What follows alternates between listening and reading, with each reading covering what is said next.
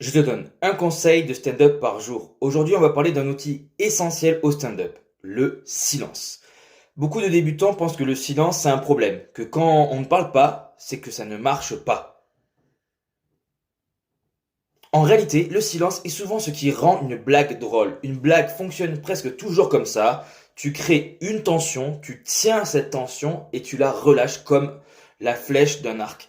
Sans silence, il n'y a pas de tension. Et sans tension, il n'y a pas de rire. Le silence fait peur parce qu'il donne l'impression de perdre le contrôle. Alors on parle trop vite, on parle trop, on enchaîne, on écrase la blague suivante sans même que le public ait eu le temps de la capter. Et sans s'en rendre compte, on enlève au public le temps de réagir. Un bon silence, ce n'est pas juste se taire, c'est une respiration, un regard, une intention claire. Tu montres au public que tu sais exactement pourquoi tu t'arrêtes.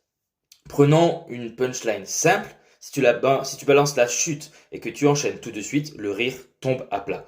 Mais si tu respires et que tu regardes le public et que tu laisses une demi-seconde, le rire arrive plus fort.